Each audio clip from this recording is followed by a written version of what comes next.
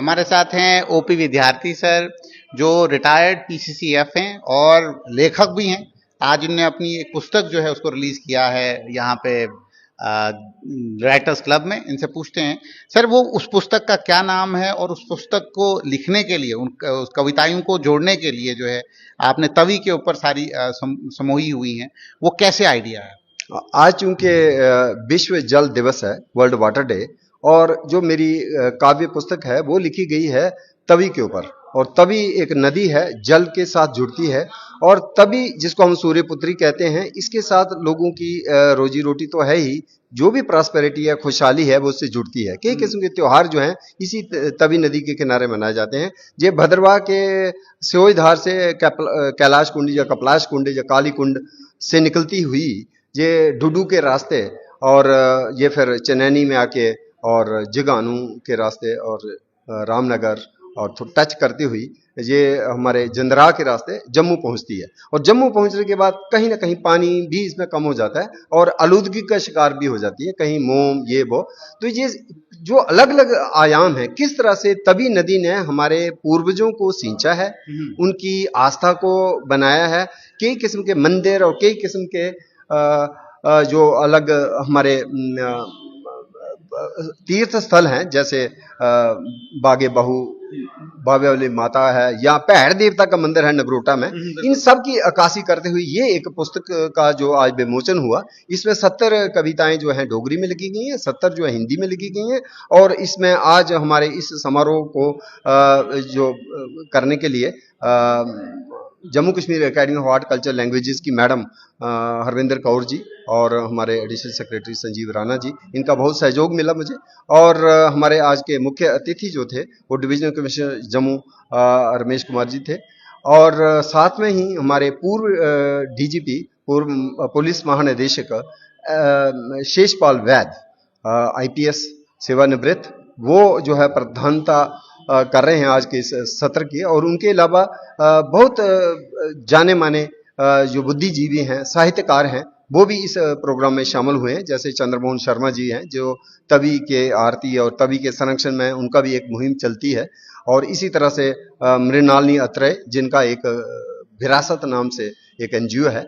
और ये सारा जो ताना बाना है एक कविता के रूप में पाठकों को आज मैंने सौंपा है, चूंकि ये आज विश्व जल दिवस है। लेकिन विद्यार्थी जी, किस तरीके से सूर्यपुत्र तवी के ऊपर आपने ये सारी कविताएं पिरोई, और कौन सा ऐसे भाव थे आपके मन में जिन भावों की वजह से ये कविताएं जो है ये आपके पन्नों पे आ गई? बचपन से ही ना, ये जहां से तवी नदी चलती है और जिस रास्ते से गुजरती है, उन जगहों को मैंने देखा है, पैदल सफर किया है, और अपने ही आंखों के सामने 20, 25, 30 साल में मैंने इसका जो बदलता हुआ रूप भी देखा है कि किनारे कितने साफ होते थे। एक टाइम था पीर खो के साइड, वहां पे सब्जी उगती थी। अच्छा। या मैरीगोल्ड होता था, वो कि या कद्दू, तोरी, भिंडी होती थी। अब वहां कंक्रीट है, अब वहां नहीं होता। जो रिंग रोड भी बना, जो एक रोड है जो पीर खो के ऊपर से निकलता है, वो भी रोड नहीं था। क्या कवि ने अपना भाव भी जो है इसमें रखा है, लोगों के प्रति जो है एक निराशा भी रखा है कि भाई पहले तवी ऐसी थी तो अब तवी का हाल ये?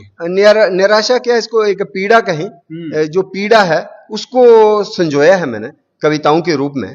एक पुराना जो हमारी आस्था थी, पुराना जो इसका एक खूबसूरती का दृश्य था, और आज इसकी जो दशा है उसको देख करके एक लोगों से आह्वान भी किया है कि आओ हम मिल करके इसकी आलूदगी को दूर करें। और मोम प्लास्टिक, मुझे लगता है इंडिविजुअल लेवल पे एफर्ट हो, घर के लेवल पे हो, शहर के लेवल पे हो, उसको कम किया जा सकता है। क्या इसमें कवि ने ये भी लिखा है कि आने वाले वक्त में सूर्यपुत्र तवी का रूप क्या होगा? कभी कभी तवी उग्र भी हो जाती है जब गुस्सा आता है बरसात के दिनों में। वो इसीलिए होता है कि जब जंगल इतने घने नहीं रहते, घास वास कम हो जाता है, तो कहीं ना कहीं बारिश का पानी रिश्ता नहीं है जमीन के अंदर, तो एकदम बाढ़ आ जाती है और फिर कुछ महीनों के लिए सूखा पड़ जाता है। क्या आपकी कविताओं में ये सब भाव हैं? बिल्कुल हैं, ये सारे हैं। और एक जो आज वर्ल्ड वाटर डे है, विश्व जल दिवस, इसका जो थीम है ना, वो थीम ही ग्लेशियर प्रिजर्वेशन है। ग्लेशियर, हिमनद, अगर हिमनद नहीं बचा स्योई धार में, तो ये तवी नदी का पानी जलधार सूख जाएगी। तो उनको रोकने के लिए हमें ज्यादा से ज्यादा जंगल भी लगाने हैं और कम से कम प्रदूषण करना होगा। तो ये हमारे साथ जो विद्यार्थी जी ने, ये है पुस्तक कविताओं की जो इन्हें आज रिलीज की है।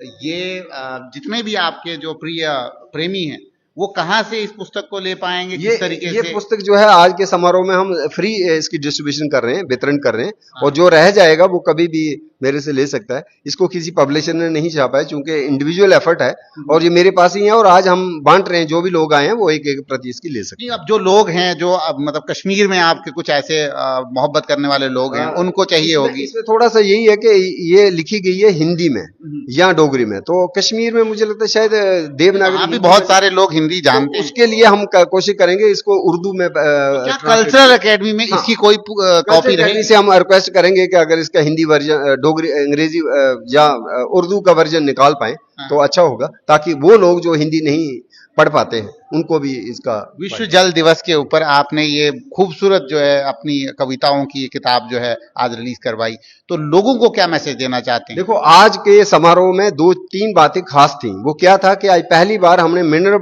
वाटर प्लास्टिक का उपयोग नहीं किया और ग्लास में पानी पिया। दूसरा जो खास बात है आज की, आज आपको बुरांस की चाय, रोडोडेंड्रॉन की चाय, माने हर्बल चाय मिल रही है, ना कि जो आम हम चाय पीते। उसके साथ साथ उबज होता है कश्मीरी में, एक साग होता है जंगली पालक, जिसको जम्मू में तो टंडालक कहते हैं, उसका पकौड़ा हम सर्व करें, ना कि गोभी और आलू का या प्याज का पकौड़ा। तो ये हट करके हम एक संकेत भी है, एक संदेश भी है कि जब हम कोई भी पर्यावरण के प्रति कोई दिवस मनाते हैं, तो मुझे लगता है उस दिन तो एटलीस्ट हम अपना कार्बन फुटप्रिंट कम से कम करें और प्लास्टिक का यूज बहुत कम करें। हो सके तो उसके जो बदल अवेलेबल हैं, सब्स्टिट्यूट्स, जैसे हमारे पूर्वज यूज करते थे, उनको पुनर्जीवन दें, उनको दोबारा से रिवाइव करें।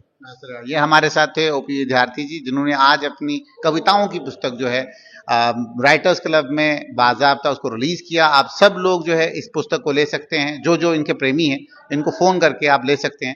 बाकी आर्ट एंड कल्चर एकेडमी को भी उन्होंने गुजारिश की कि वहां पे ये किताब रखी जाए, और अगर किसी को भी कभी जरूरत पड़े तो आप आर्ट एंड कल्चर एकेडमी से वो पुस्तक को पढ़ने के लिए ले सकते हैं। तब तो जुड़ते रहिए स्ट्रेट लाइन के साथ, देखते हैं स्ट्रेट लाइन।